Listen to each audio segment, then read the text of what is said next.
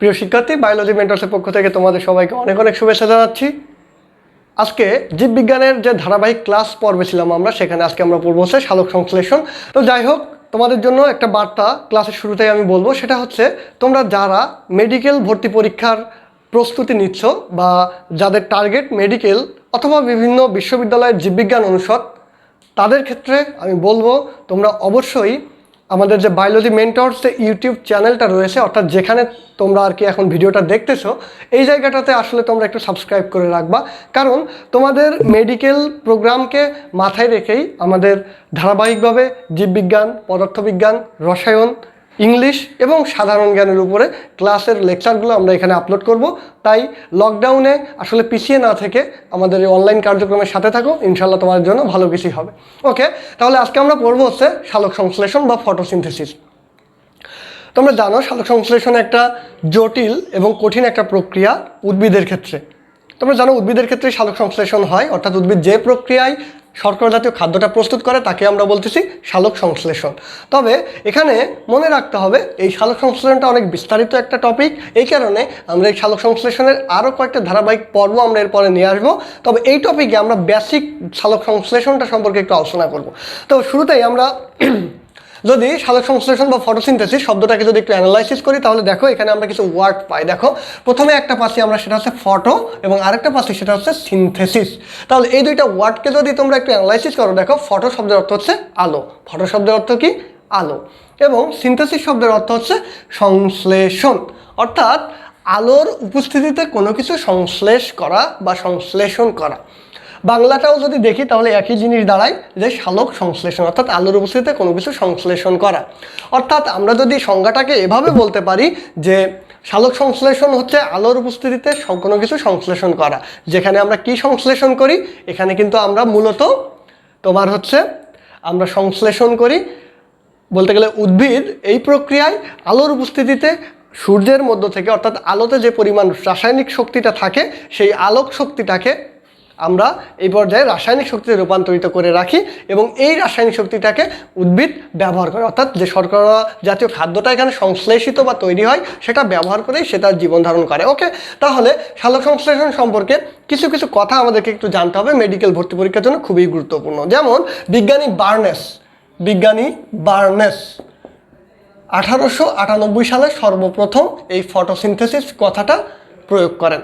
তাহলে সর্বপ্রথম ফটোসিনথেসিস এই শব্দটি ব্যবহার করেন কে? বিজ্ঞানী বার্নেস। কত সালে? 1898 সালে, এটা মনে রাখতে হবে।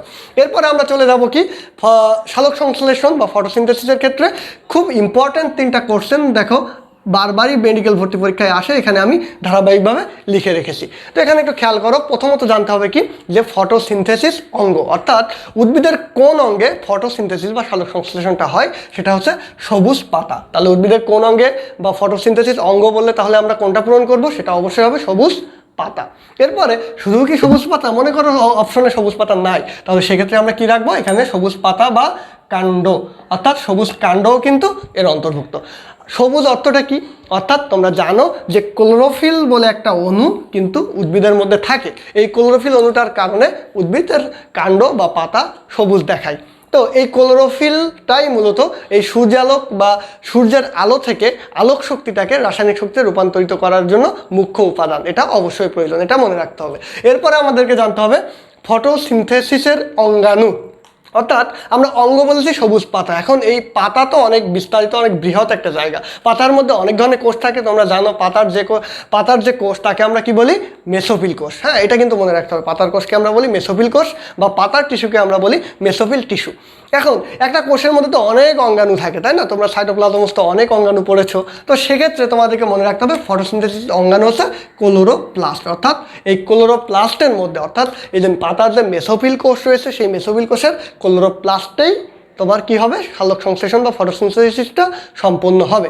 ওকে, এরপর আমরা যাচ্ছি ফটোসিনথেসিসের স্থান, অর্থাৎ এই যে ক্লোরোপ্লাস্টের আবার যদি তোমরা গঠন দেখো বা প্লাস্টিডের গঠন দেখো, তাহলে সেক্ষেত্রে কিন্তু তার মধ্যে কি আছে? ক্লোরোপ্লাস্টের থাইলাকয়েড বলে একটা, এরকম তোমরা যখন প্লাস্টিডের চিত্র দেখবা তখন এরকম অনেকগুলো থাইলাকয়েড কিন্তু সেখানে থাকে। হ্যাঁ, এরকম অনেকগুলো থাইলাকয়েড একসাথে থাকে।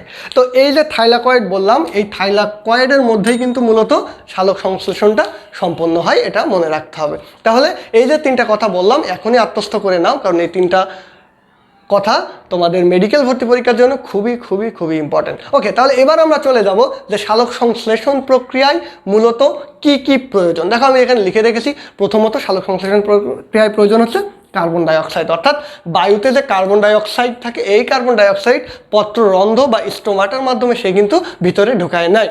তারপরে সেই কার্বন ডাইঅক্সাইড বিজারণের মাধ্যমে কিন্তু সে শর্করা জাতীয় খাদ্য বা গ্লুকোজ তৈরি করে। ওকে, তারপরে আর কি দরকার? পানি দরকার এবং সূর্যালোক এবং ক্লোরোফিল দরকার।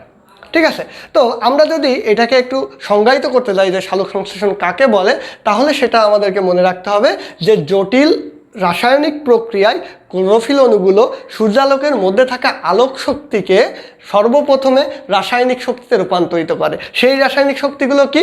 সেই রাসায়নিক শক্তিগুলো হচ্ছে এটিপি এবং NADP H+H+, এই দুইটা জিনিস তোমরা অনেকেই নাম শুনেছো, আমরা বিস্তারিত বলবো কোনো এক সময়।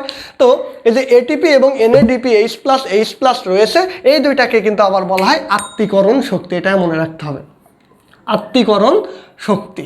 তাহলে আত্তীকরণ শক্তি কাকে বলে? এটা তোমরা 9-10 অনেকেই পড়ে আসছো যে এটিপি এবং NADP H+H+কে আমরা বলতেছি আত্তীকরণ শক্তি। কারণ প্রথমত সালোক সংশ্লেষণ প্রক্রিয়ায় ক্লোরোফিল অণুগুলো সূর্যের আলোতে যে শক্তিটা থাকে, তোমরা জানো সকল শক্তির উৎস হচ্ছে সূর্য, তো সূর্যের আলোর মধ্যে যে শক্তিটা থাকে সেটাকে এটিপি এবং NADP H+H+ নামক রাসায়নিক শক্তির মধ্যে রূপান্তরিত করে।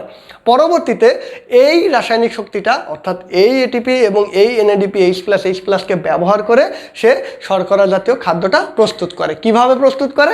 এই যে কার্বন ডাইঅক্সাইড আমরা নিয়েছিলাম, এই কার্বন ডাইঅক্সাইডটা বিজারণের মাধ্যমে সে শর্করা জাতীয় খাদ্য বা গ্লুকোজটা উৎপন্ন করে।